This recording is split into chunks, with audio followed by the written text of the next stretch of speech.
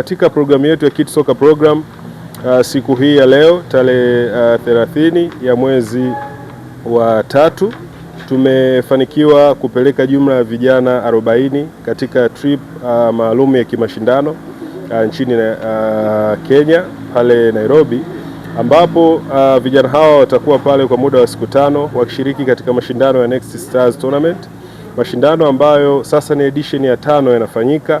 Na kwetu sisi kama Fountain Gate, mwaka jana tulifanikiwa kushiriki mashindano haya, na kwa ushiriki wetu wa mara ya kwanza mwaka jana tulifanikiwa kuwa mabingwa kwa kategori ya miaka 15 pamoja na miaka 13. Lakini mwaka huu tena tumefanikiwa kupeleka wachezaji wetu huko. Sasa ili kuonyesha seriousness ambayo tunayo katika kukuza na kuendeleza mpira wa vijana, basi huku tumepeleka kategori ya under 7, under 9 pamoja na under 11.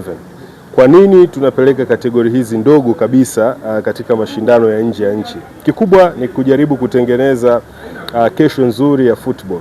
Sisi tumekuwa tunafanya kazi hii kuanzia katika program za watoto kabisa mara zote, na katika kipimo sahihi cha kuwapima na kuwapa exposure, basi ni kuwatafutia mashindano makubwa ambayo wanaweza wakaenda wakashiriki wakaonyesha vipaji vyao, lakini zaidi ya yote wakapata opportunity ya kujifunza mambo mapya. Wakiwa huko watafanya utalii wa michezo, lakini pia tuna imani kwamba kupitia mashindano haya basi tunaandaa vijana wazuri kwa ajili ya taasisi yetu na zaidi kwa ajili ya soka letu la Tanzania, ambayo siku za baadaye basi tutarajie vijana hawa ndio ambao watakuwa wanakuja kuitafsiri ile kiu ya viongozi wetu wa chama cha soka, lakini kiu ya watu wetu wa Fountain Gate pamoja na wadau wote wanaotufuatilia. Kwa hiyo ni msafara wa wachezaji 40 ambao wamegawanyika katika miaka 9, miaka 7 na miaka 11, na watakuwa kwa siku 5 nchini Kenya wakishiriki mashindano haya Next Stars Tournament ambayo yanafanyika kwa edition ya 5.